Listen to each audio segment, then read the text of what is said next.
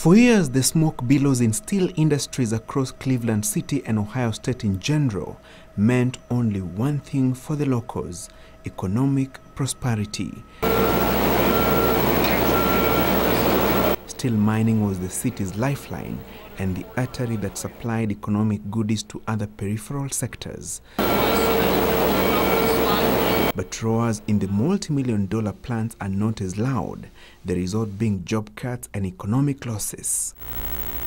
According to Dan Moon, the president of the Steelworkers Union in Cleveland, Ohio, the dwindling fortunes in the steel industries had everything to do with how his members voted in the November 2016 presidential contest. President Donald Trump beat Democrat Hillary Clinton in the scramble for the state's votes. They voted for him for promises that he made. Well, as steel workers in the USW, we believe he hasn't kept those promises.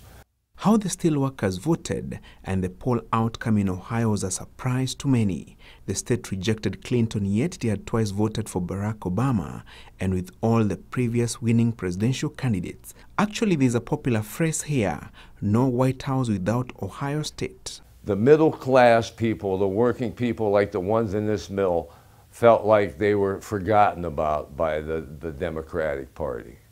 That's why a lot of them voted for the Republican Party this time. That's why they voted Republican, because they were forgot about.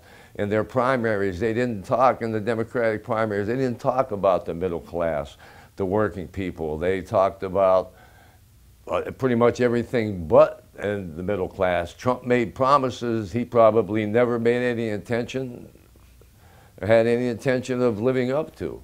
Ohio is part of the country's west, popularly known as the Rust Belt states. The Rust Belt.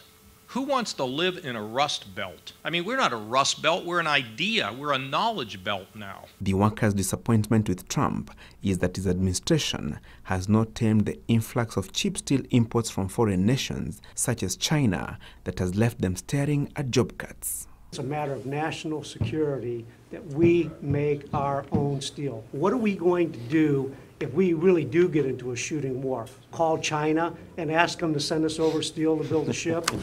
I don't think so. When a union job gets lost, the odds are the home gets foreclosed on. That affects everyone in that neighborhood. Each small community here loses tax dollars. That helps them with their safety forces and their schools. We need to get this message out to everyone. We have a plant in Conshohocken that's going to be idled, and they make armor plate for military, for the United States military. And because they're now importing armor plate steel from other countries.